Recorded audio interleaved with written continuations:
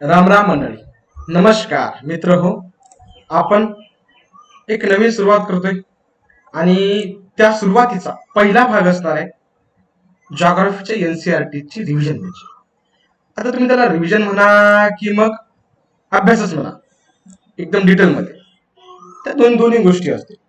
मुळात आपण त्याला असं म्हणूयात की आपण आपल्या जे जॉग्राफीचं एनसीआरटी आहे, ज्या आपल्या युपीएससी, तो तुम्हाला माहितीच आहे, युपीएससी ची परीक्षा घ्या, नंतर एमपीसी घ्या, सीएपीएफ आणि सीडीएस, ह्या दोन परीक्षांना आपण आणि सोबत एनडीएच्या परीक्षा, या तीन परीक्षांना आपण जास्त टार्गेट याच्यासाठी करणार आहे म्हणजे कारण या तिन्ही परीक्षांमध्ये एनसीआरटी मधनं डायरेक्ट प्रश्न विचारले जातात. म्हणजे मात्र बऱ्याचदा असा गोंधळ असतो आपला की आपल्याला एनसीआरटी किती वेळा वाचल्या तरी त्या कळत नाही. एकतर आपण मराठी पडू ना, सो एकदा हिंदीत बघतो, कधी कधी मग मराठीत बघतो, कधी अरे मग कधी इंग्लिश मध्ये बघतो. सो आपल्याला एक कुठलाही डिरेक्शन भेटत नाही, कारण आपण एकच चॅप्टर किंवा एकच व्हिडिओ, एकाच टॉपिकवरचे व्हिडिओ मल्टिपल चॅनल्सवरनं बघतो ना, त्यामुळे गोंधळ होतो. दॅट्स वाय तुमच्या सगळ्यांसाठी एकच असं प्लॅटफॉर्म असावं की मराठीमधनं दर्जेदार मटेरियल तुम्हाला भेटावं, म्हणून हा आपला एक सिरीज आपण सुरू करतोय. म्हणजे खास करून आपण जॉग्राफी, मित्र, जॉग्राफी आणि पॉलिटी. मग पॉलिटी मराठीमध्ये मी हँड रिटन नोट्स काढून तुम्हाला शिकवणार आहे. म्हणजे सो डोंट वरी, आपण प्रयत्न करू की ह्या गोष्टी लवकरात लवकर होतील. आणि इंग्लिश इंग्लिश स्पीकिंग साठी आपल्याला ज्या लहान सहान गोष्टी लागणं गरजेचे आहे त्या सुद्धा करणार आहे. सुरुवात आपण अँटोनिम्स, सिनॉनिम्स, नंतर फ्रेझल व्हर्ब्स, अशा सगळ्या गोष्टी आपण शिकणार आहे पटापट पटापट. चला आपण जाऊयात. बघा, आपण वाचतोय 11वीची एनसीआरटी. ओके, जिचं नाव आहे इंडिया फिजिकल एन्व्हायरमेंट. चॅप्टर पहिला, ज्याचं नाव आहे इंडिया आणि त्याचं लोकेशन. चला पटकन इंडियाचं लोकेशन आपण बघून घेऊ. मग दिसते बघा, हे आपल्या इथं जवळपास 28 राज्य आहेत आणि माझ्या वाचनानुसार 8 की 9 काय आहेत तर तुमच्या युनियन टेरिटरीज आहेत. म्हणजे चला फटाफट बघून घेऊ. जस्ट आपल्या माहितीसाठी हा तुमचा आहे महाराष्ट्र. मुंबई महाराष्ट्राची राजधानी. हे तुमचं दमन दीव, म्हणजे इथे तर दादरा नगर हवेली आहे, इथेच दमन आहे आणि दीव इथे आहे. लक्षात घ्या की अगोदर, म्हणजे आजपासून एका वर्षापूर्वी किंवा 1.5 वर्षापूर्वी तुम्ही असं म्हणा, दादरा आणि नगर हवेली हे एक केंद्रशासित प्रदेश होता, तर दमन आणि दीव हे एक होतं. म्हणजे ह्या दोन गोष्टी दोन अलग अलग युनियन टेरिटरीज होत्या, मात्र आता त्या एकच झाल्या. सो दोघांचं अमलगमेशन किंवा कॉम्बिनेशन करून एकच ठेवलंय, हे तुम्ही लक्षात घ्या. म्हणजे चला आता आपण जनरली, आता थोडा व्हिडिओ मोठा झाला तरी चालेल, परंतु आपल्याला ओळख व्हावी की नेमकी कुठली राज्य कुठे कुठे आहेत. सो आपण वरून खाली जाऊयात म्हणजे, आणि नंतर मग पूर्वेकडून पश्चिमेकडे जाऊयात. लक्षात घ्या, हा आहे तुमचा उत्तर भाग. मी जिथे लिहितोय तिथे तुम्ही फोकस करा. हा आहे तुमचा पूर्व भाग, बरोबर. हा आहे तुमचा, सांगा बरं चुकतंय का, माझं चुकतंय की तुम्ही चुकताय? बरोबर, हा आहे तुमचा पूर्व भाग. हा पूर्व नसून हा आहे तुमचा पश्चिम भाग. चुकता कामा नाही तुम्ही, म्हणजे मी चुकलो तरी चालेल, तुम्ही चुकलं नाही पाहिजे म्हणजे. आणि हा आहे तुमचा दक्षिण भाग. चला पटापट बघून घेऊ. लेह कशाची राजधानी आहे? लडाख, उत्तरेला एकदम. आणि हा ही अशी हिमालय पर्वतरांग इकडून जाते. म्हणजे चला बघूयात. जम्मू काश्मीरची राजधानी श्रीनगर, पटापट बघून घ्या, नजरेखालनं घाला. हिमाचलची राजधानी शिमला. पंजाब आणि हरियाणा या दोघांची एकच राजधानी चंदीगड. आणि मुळातच चंदीगड एक वेगळं केंद्रशासित प्रदेश सुद्धा आहे. सो बरेचदा काही लोकांची गंमत जमत होते, जणू की पंजाबची राजधानी अमृतसर आहे काय बाबा, असं लोकांना वाटू शकतं. तसं काही नाहीये. म्हणजे चला, ही दिल्ली आली. युपी, उत्तर प्रदेशची राजधानी लखनौ. पटना कशाची राजधानी आहे? बिहारची. इकडे झारखंडची राजधानी रांची. नंतर तुम्ही इकडे या वेस्ट बेंगॉलची राजधानी कोलकाता. आता इकडचे राज्य आपण नंतर बघू. याला आपण काय म्हणतो? याला आपण 7 सिस्टर्स असं सुद्धा म्हणतो. आता 7 सिस्टर्स का म्हणतो ते तुम्ही, कारण जनरली या 7ही राज्यांचं किंवा 7 किंवा 8 राज्य, सिक्कीम पण घ्यायचं तुम्हाला, गंगटोक. सो या 8ही राज्यांचं कल्चर जवळपास सारखं आहे, म्हणून आपण यांना 7 सिस्टर्स असं म्हणतो. चला बघूनच घेऊ म्हणजे एकदा काय. तर आसामची राजधानी दिसपूर. बऱ्याच लोकांना गंगटोक असं वाटतं, चुकीची गोष्ट आहे. अरुणाचलची राजधानी इटानगर तुमची. नागालँडची राजधानी कोहिमा. मणिपूरची राजधानी इम्फाळ. मिझोरामची राजधानी आयझोल. नंतर त्रिपुराची राजधानी अगरतला आणि मेघालयाची राजधानी तुमची आहे ती शिलाँग. चला इकडे येऊयात. ओडिसा घ्या, भुवनेश्वर राजधानी आहे ओडिसाची. हे तुमचं इकडे आलंय आता आंध्र प्रदेश. आंध्र प्रदेशची राजधानी अमरावती ही प्रस्तावित आहे. आता तर सध्या हैदराबादच आहे, पण होणार आहे अमरावती म्हणजे. चला तेलंगणाची राजधानी इकडे हैदराबाद. छत्तीसगड राहिला आपलं, छत्तीसगडची राजधानी रायपूर. मध्य प्रदेशची राजधानी भोपाळ. राजस्थानची राजधानी आहे जयपूर. गुजरातची राजधानी अहमदाबाद नसून गांधीनगर अशी आहे. मुंबईची आणि महाराष्ट्राची मुंबई आपण बघितलंय. गोव्याची राजधानी तुमची पणजी. कर्नाटकची राजधानी तुमची बेंगळुरू नाही बेंगलुरू आहे. केरळची राजधानी तिरुवनंतपुरम. तामिळनाडूची राजधानी तुमची आहे चेन्नई. आणि मग आता हे पॉंडिचेरी हे एक केंद्रशासित प्रदेश आहे. मुळातच तो 4 भागात विभागलेला आहे. म्हणजे हे पॉंडिचेरी, नंतर हा करैकल, नंतर हा यनम आणि तुमचं इकडचं माहे. हे मुळातच कशाचा भाग आहे तर पॉंडिचेरीचे भाग आहेत. नंतर ही तुमची लक्षद्वीप ही तुमची युनियन टेरिटरी आहे. नंतर अंदमान आणि निकोबार हे तुमची एक युनियन टेरिटरी आहे, म्हणजेच केंद्रशासित प्रदेश आहे, ज्याची राजधानी आहे पोर्ट ब्लेअर.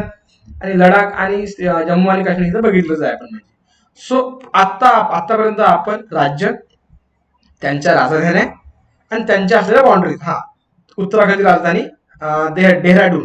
आणि हा वरती नेपाळ भारताचा भाग नाही, हा चीन, हा पाकिस्तान, हा येडा आहे, आणि हा बांगलादेश म्हणजे आणि आपला म्यानमार. चला आता आपण आपल्या देशाची ओळख किंवा मग देशाच्या भौगोलिक स्थिती काय आहे बाबा आपली, की किती राज्य आहेत, किती राजधान्या आहेत, बघून घेतल्या पुढे जाऊयात. लक्षात घ्या, आता आपण एक एक गोष्ट समजून घेऊ. बघा आपली आता हा काय म्हणते की आपली जी सदर्न बाउंड्री आहे, सदर्न म्हणजे साऊथ म्हणजे दक्षिण. लक्षात घ्या, सदर्न म्हणजे तुम्ही असं म्हणा की दक्षिण. सोपं करून समजून घेऊयात आपण. सदर्न बाउंड्री कुठून सुरू होते म्हणते बघा, 6 डिग्री आणि 45 वजा तुम्ही त्याला मिनिट म्हणा, 6 डिग्री 45 मिनिट नॉर्थ. तर ते समजून घ्या की नॉर्थ काय आहे, पण कुठे म्हणजे. आणि कुठे होते ते, लॅटिट्यूड इन द बे ऑफ बेंगॉल. ओके, चला मॅप कडे जाऊयात आपण. बघा आता आपली सदर्न बाउंड्री कुठून सुरू माहिती आहे, हा अंदमान निकोबारचा खालचं जे टोक आहे, जिथं इथं इंदिरा बेट आहे, इंदिरा आयलंड आहे, बरोबर. सो याच्या खाली जो आहे म्हणजे हे जे हा जो पट्टा असेल ना इथे, हे तुमची होते 6 डिग्री 45 मिनिट. इथून भारत सुरू होतो, म्हणजे इथून पासून तर पार वरती इथपर्यंत, आणि जवळपास इथं 36 डिग्री समथिंगला होतो. म्हणजे भारताची दक्षिण उत्तर लांबी ही किती अक्षांशाची आहे, म्हणजे 30 डिग्रींची आहे, 30 अक्षांशाची आहे. किती पासून, 6 पासून तर 36 पर्यंत. येणाऱ्या पुढच्या लेक्चर्स मध्ये आपण जॉग्राफीच्या मॅपिंग सहित डिटेल अगदी सूक्ष्म अभ्यास करूया. बस मोठं एवढं तुम्ही समजून घ्या. ठीक आहे, पुढे गेलो आपण. सो भारताचा लॅटिट्युडिनल आणि लॉन्जिट्युडिनल. आता तुम्हाला लॅटिट्यूड आणि लॉन्जिट्यूड दोघांमधला शब्द माहित पाहिजे. लॅटिट्यूड म्हणजे अक्षांश, लक्षात घ्या, आणि लॉन्जिट्यूड म्हणजे रेखांश, बरोबर. आता अशी जर पृथ्वी काढली आपण, हा काढला 0, याला म्हणतात इक्वेटर, बरोबर, त्याला विषुववृत्त असं म्हणतात. आणि हा तुमचा आहे हा ग्रीनविच मेरिडियन टाइम, हा 0 असा आहे, किंवा 90 पकडला तुम्ही, सोपं करायला 90 पकडला म्हणजे. तर ह्या ज्या आडव्या रेषा असतात, बरोबर, या आडव्या रेषांना म्हणतात लॉन्जिट्यूड म्हणजेच रेखांश असं म्हणतात. आणि ह्या ज्या उभ्या रेषा असतात याला आपण रेखांश म्हणतो, आणि ह्या अशा ज्या आडव्या रेषा असतात याला आपण म्हणतो अक्षांश.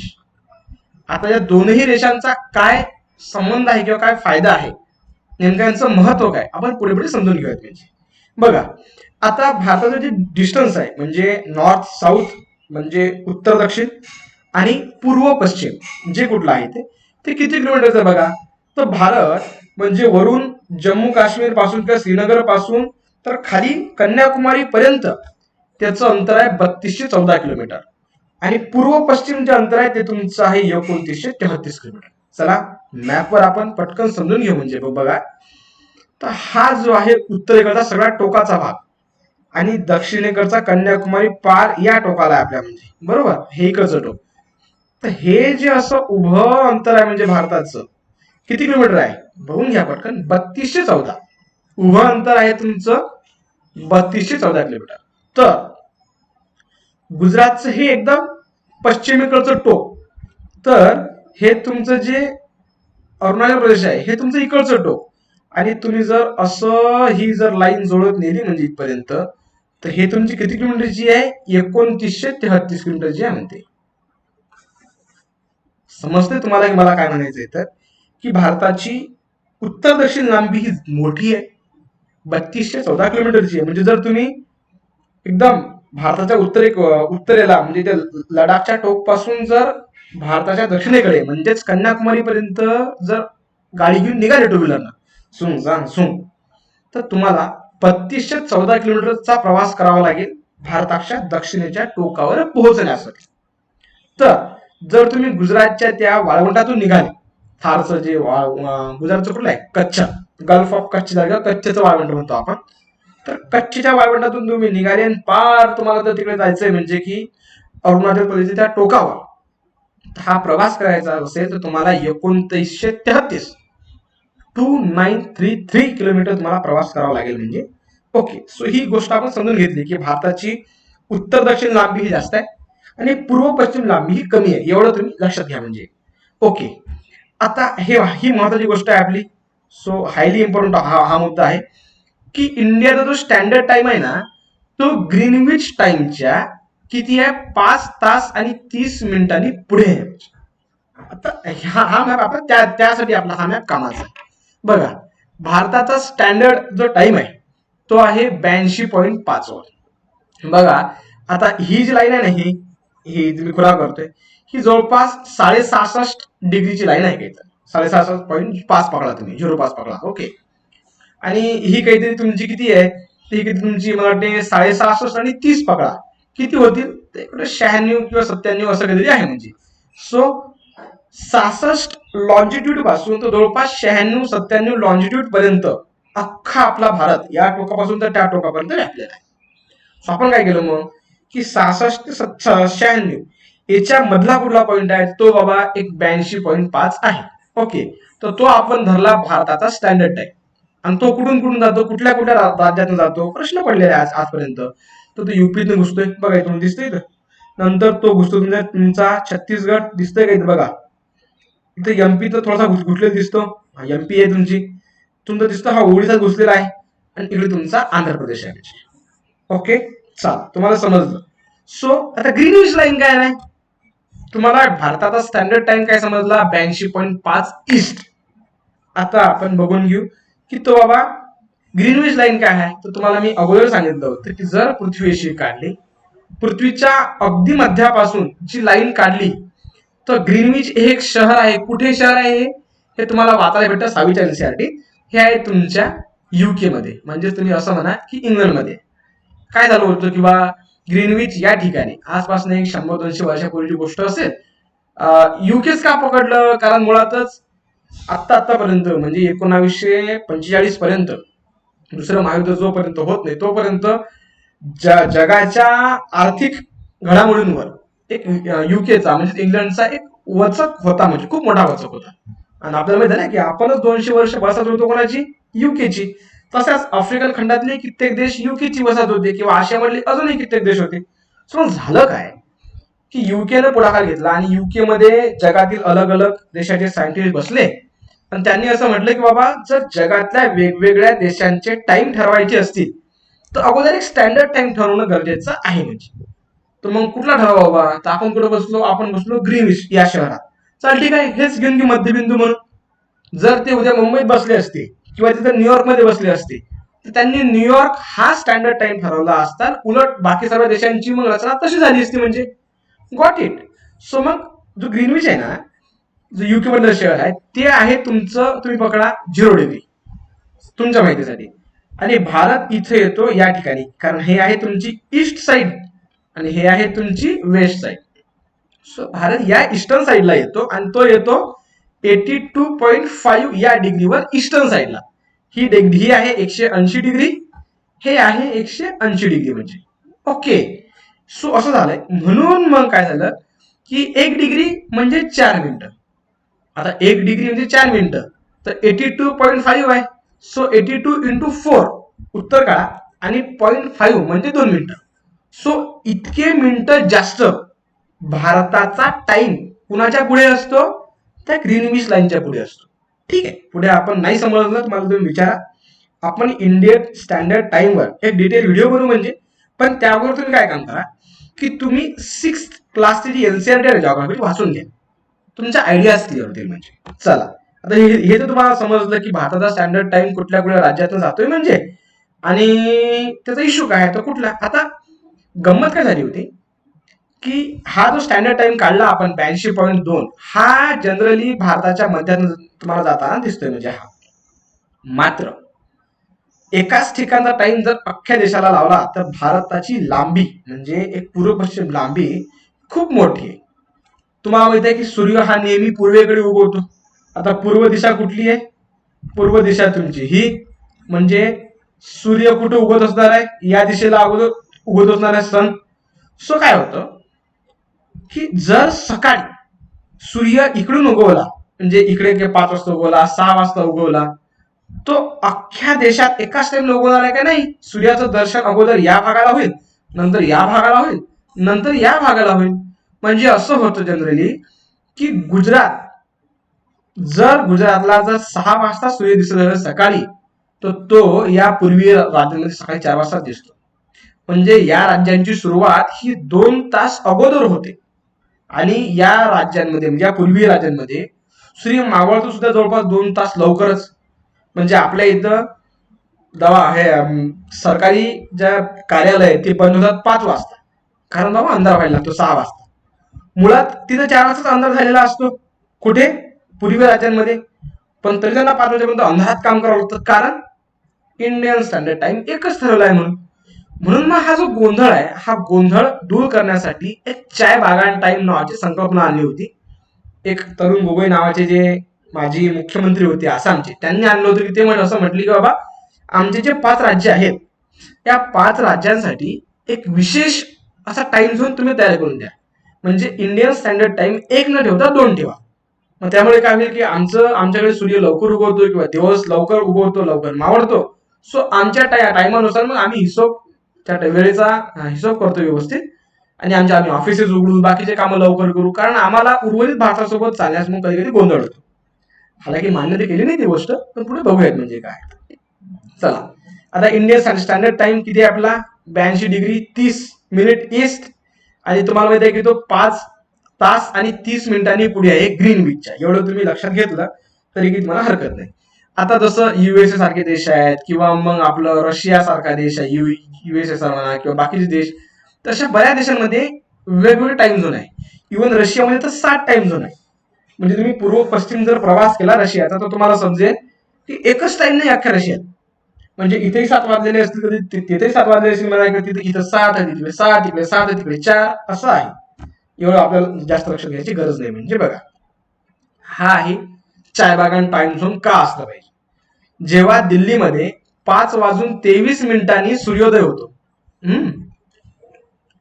तर अरुणाचलमध्ये 4:20 सूर्योदय झालेला असतो. म्हणजे ऑलमोस्ट 1 तास हा टाइम नॉर्थ ईस्ट स्टेट मधला पुढे असतो. कुठल्या?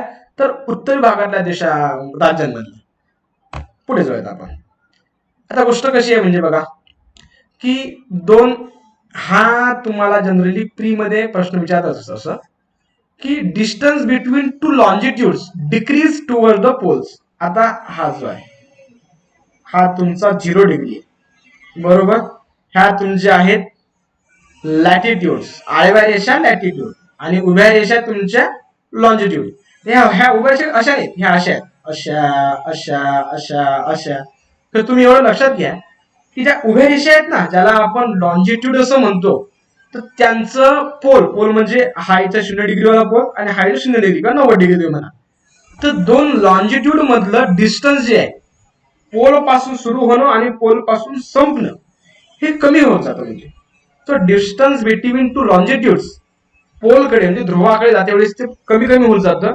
तर जो एक रेखा अक्षांश आहे, त्या अक्षांशामधील जे 2 लाईनी आहेत, त्या लाईनीतलं अंतर समान राहतं, आणि ते कधीही ध्रुवाकडे जरी गेलेत तरी तुमचं ते अंतर कमी होत नाही. मला हे तुम्हाला समजून कसं घ्यायचं असेल, बेस्ट वे आहे, रीड सिक्स एनसीआरटी. हे तुम्हाला अधिक डिटेल कळेल. म्हणजे चला आता आपण पुढे जाऊयात म्हणजे काय आहे तर. आता हे आहे तुमचं इंडियाचं लोकेशन वगैरे, आणि हा मॅप तर आपण बघितलेलाच आहे ना. सो हे आहे तुमचं ट्रॉपिक ऑफ कॅन्सर, म्हणजे याला आपण म्हणतो मकर वृत्त, हे कर्कवृत्त म्हणतो याला. कुठलं, ही तुमची जी लाईन आहे ना, हे 0 0 0 0 0 हा ही 23.5 ते 23.5 डिग्रीची लाईन आहे, याला म्हणतो आपण कर्कवृत्त.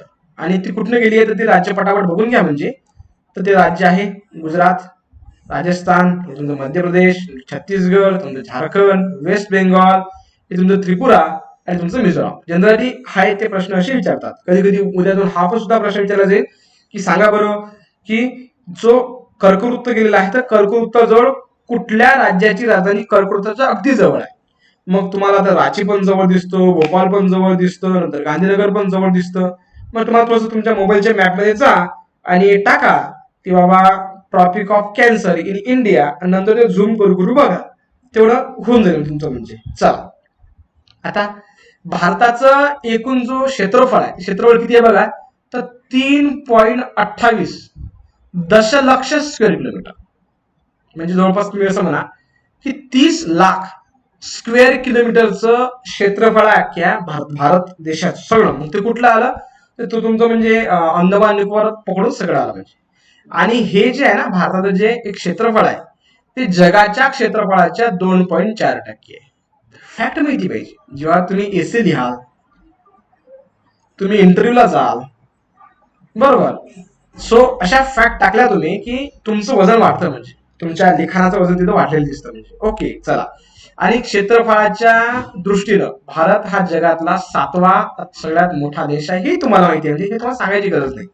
फक्त तुमचं क्षेत्रफळ किती आहे, भारताचं क्षेत्रफळ जगाच्या क्षेत्रफळाच्या किती टक्के आहे, आणि भारत हा क्षेत्रफळाच्या दृष्टीने कितवा मोठा देश आहे तर 7वा आहे. सगळ्यात मोठा देश कुठला असणार आहे, रशिया, नंतर तुमचं कॅनडा, नंतर तुमचं चीन किंवा युएसए असं काहीतरी आहे वाटते, त्यानंतर तुम्ही काहीतरी ब्राझील आहे, नंतर तुमचं ऑस्ट्रेलिया आहे, आणि 7वा तुमचा कोण आहे तर तुमचा इंडिया आहे. Got it. चला आता इंडियन सब कॉन्टिनेंट 2011 साली वर्ल्ड कप झाला, आणि वर्ल्ड कप हा भारतीय उपखंडात खेळला गेला होता. म्हणजे काय तर भारतीय उपखंडात जे जे देश येतात त्या वेगवेगळ्या देशांमध्ये मॅचेस झाले होते.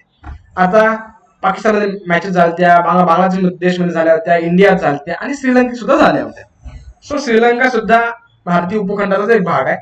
सो त्या एनसीआरटी फक्त 5च देश दिले म्हणून तुम्ही समजून घ्या की भारतीय उपखंडात पाकिस्तान येतो, नेपाळ येतो, भूतान येतो, बांगलादेश येतो, तर इंडिया येतो. चला पुढे जाऊयात. काही इंडियन सब कॉन्टिनेंटचे देश बघून घ्या तुम्ही कुठले आहेत. हा मालदीव, श्रीलंका, तुमचं इंडिया, पाकिस्तान, नंतर तुमचा नेपाळ, भूतान, आणि तुमचं बांगलादेश. 1 2 3 4 5 6 7 हे तुमचे 7 देश आहेत. ते इंडियन सब कॉन्टिनेंटचा भाग आहे. हा तुमचा जो आहे हा तुमचा सगळा हिंदी महासागर आहे, हा तुमचा बंगाल सागर आहे, हा तुमचा अरेबियन सी म्हणजे अरब समुद्र आहे. म्हणजे ओके. अजूनही काही फॅक्ट आपण समजून घेऊ पटापट. बघा भारताला जवळपास 7,517 किलोमीटरचा समुद्र किनारा लाभलेला आहे, म्हणजे कोस्ट लाईन लाभलेली. आता गंमत बघा तुम्ही, पण ही कोस्ट लाईन कुठून तर ही इथून सुरू होते, तर ही एवढी अगोदरची तर इथपर्यंत, नंतर मग हाय जी आहे आपलं लक्षद्वीप याची कोस्ट लाईन हे पकडली, नंतर हे तुमचं जे आहे अंदमान निकोबार, ही सगळी समुद्र किनारा जो आहे या सगळ्यांची लांबी किती आहे तर 7,517 किलोमीटरची. जरा कन्फर्म माहिती असणं गरजेचं आहे, कारण त्यातनं बऱ्याचशा गोष्टी सोप्या होतात म्हणजे आपल्याला. ओके चला पुढे जाऊयात. म्हणजे आपण आता काय म्हणतात, हे काही तुम्हाला जस्ट काही गोष्टी दिल्या आहे की तुमच्या आपल्या भारताच्या आजूबाजूला असलेले देश आहेत त्यांची एक यादी करा म्हणते. आता कुठला देश आहे भारताच्या आजूबाजूला, हा आपला दुश्मन देश पाकिस्तान, नेपाळ, चीन, अंकस, भूतान, बांगलादेश, बर्मा म्हणजे तुमचं म्यानमार, श्रीलंका, आणि मालदीव हे भारताच्या आजूबाजूला असलेले देश आहे. आणि याची यादी आपण केलेली आहे, म्हणजे हरकत नाही. आता बघा हे की श्रीलंका हे भारतापासून सेपरेट झालेले आहे. कशापासून, गल्फ ऑफ मन्नार आणि पाक स्टेट. आता बघा तुम्हाला दिसते गल्फ ऑफ मन्नार अगोदर, तर हा आहे तुमचा इंडिया, हा आहे तुमचा श्रीलंका, हे तुमचं रामानंतपुरम, ओके, इथेच मला असं वाटते की एपीजे अब्दुल कलामचा जन्म इथेच झालेला आहे. म्हणजे बघा, हे दोन देश अलग कशामुळे झालेले आहेत तर की गल्फ ऑफ मन्नार आणि पाक बे. बे म्हणजे काय, उपसागर, आणि गल्फ आणि बे मध्ये का स्ट्रेट मध्ये काय आहे, हे तुझं पाक स्टेट आहे.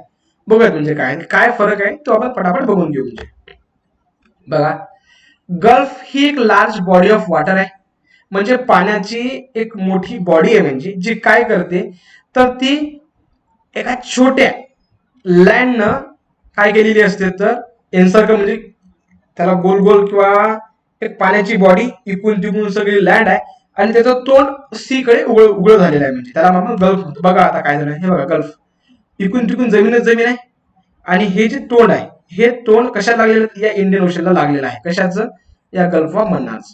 सो तुम्हाला समजलंय म्हणजे काय. आता आता आपण स्ट्रेट बघूयात. तर स्ट्रेट ही काय संकल्पना आहे, म्हणजे तर स्ट्रेट म्हणजे की अशी व्यवस्था किंवा अशी नॅरो बॉडी जी काय करते, तर दोन जे समुद्र असतील, मोठमोठे जे समुद्र असतील, तर त्या समुद्रांना किंवा मग दोन पाण्याच्या मोठ्या बॉडीजला लिंक करणारी एक व्यवस्था म्हणजे काय आहे तर की तुमची ते स्ट्रेट आहे. म्हणजे ओके, चला, म्हणजे तुम्हाला आपल्याला हे समजलं की नेमकं काय आहे. तर बघा, तुम्हाला स्टेट समजा ना, स्टेट एक स्ट्रीप ऑफ वॉटर आहे आणि ती काय करते की दोन लार्ज वॉटर बॉडीजना वेगळं करते का लिंक करण्याचं काम करते. म्हणजे चला, आता बघा, एक्सरसाइजेस आहे. आपला व्हिडिओ मोठा होत चाललाय मला माहिती, परंतु मला असं म्हणायचंय की जर तुम्हाला एकाच ठिकाणी सगळ्या गोष्टी भेटत असतील तर रादर मग तुम्ही इकडे तिकडे जायची गरज नाही आणि आपण एक्सरसाइज पण कव्हर करणारच आहे ना. चला चलत पुढे. आता मला सांगा की खालीलपैकी लॅटिट्यूडनल एक्सटेंट सांगा जो इंडियाशी संबंधित आहे. आता तुम्हाला आताही म्हटलं होतं मी की लॅटिट्यूड म्हणजे ह्या आडव्या रेषा आणि लॉंजिट्यूड म्हणजे या उभ्या रेषा. आता भारत काहीतरी इथे कुठेतरी असणार आहे. म्हणजे ओके, सो भारताचं जो अक्षांशाचं जे एक एक्सटेंट म्हणजे काय, किती अक्षांशापासून तर किती अक्षांशापर्यंत भारत आहे माहिती पाहिजे आपल्याला. आणि आपण बघितलं म्हणजे सुरुवातीला तर जवळपास 6°45 नॉर्थ ते 37°6 इतक्या अंतराचा काय आहे तर लॅटिट्युडिनल एक्सटेंट आहे इंडियाचा. ओके, सो त्याचं उत्तर असणार तुमचं डी. आता बघा, which one of the following countries shares the longest land frontier with India. म्हणजे खालीलपैकी असा कुठला देश आहे म्हणते की ज्याची बाउंड्री ही भारतासोबत सगळ्यात जास्त आहे. म्हणजे सो बेसिकली चीन तर नाही आहे, आपण बघून घेऊ मॅप त्याचा. बघा, मॅप हाच बेस्ट आहे आपल्याला समजून घेण्यासाठी. बघा, ही तुमचं बर्मा आहे, बर्माची बाउंड्री एवढीच आहे. चीनची बाउंड्री तरी मोठी मोठी वाटत असेल तर ती नाही आहे, कारण फक्त चीन एवढा आहे, नंतर परत छोटस एवढा आणि मग एवढा, आणि पाकिस्तान तर हा बोलवचन देश एवढा आहे. सो भारताची सगळ्यात जास्त बाउंड्री लागलेला देश तुमचा म्हणजे त्याचं उत्तर असणार आहे तुमचं बांगलादेश. आता बांगलादेश का त्याचं उत्तर आहे, कारण बांगलादेश ह्या असा असा असा असा असा फार लंबा गेलेला देश आहे म्हणजे आपला असा. दॅट्स वाय बांगलादेशची बाउंड्री भारताला सगळ्यात जास्त लागलेली आहे. किलोमीटर ना मलाही माहित नाही, कारण काहीतरी बहुतेक मला वाटतं 3700 किलोमीटर काहीतरी आहे भारत आणि बांगलादेशची बाउंड्रीचं उत्तर आहे तुमचं ए. तिसरा प्रश्न बघून घेऊ. Which one of the following countries is larger in area than India. म्हणजे खालीलपैकी काय काय म्हणते तो की असे कुठले देश आहे म्हणते, बरोबर, की ज्याचा एरिया भारतापेक्षा मोठा आहे. तर तुम्हाला सांगितलं ना, उत्तर साधा आहे चीन. चीनचा एरिया मोठा आहे भारतापेक्षा. आणि भारतातून स्टँडर्ड मेरिडियन कुठून जाते बाबा, तर त्याचं उत्तर तुम्हाला माहिती आहे 82°30' ईस्ट. बघा, इथं ते गडबड करू शकले असते. 82°30' जर वेस्ट केलं असतं असतं उत्तर नाही, कारण आपण पूर्वीय गोलार्धात आहे, आपण पश्चिमीय गोलार्धात नाही. तर गोलार्ध काय वगैरे हे आपण पुढच्या व्हिडिओमध्ये म्हणा किंवा नंतर कधी व्यवस्थित समजून घेऊ. तुमच्या शंका असतील, शंका तिथं खाली मला नमूद करा कमेंट बॉक्समध्ये, आपण त्याला नक्की सोडूयात. म्हणजे पुढे गेलो आपण आता. म्हणजे बघा, आता एक्सरसाइज आहे, तर ही एक्सरसाइज तुम्ही स्वतः करणं अपेक्षित आहे, सेल्फ स्टडी म्हणून. का बरं म्हणतोय मी, कारण यातनं तुमच्या बऱ्याचशा गोष्टी क्लिअर होतील.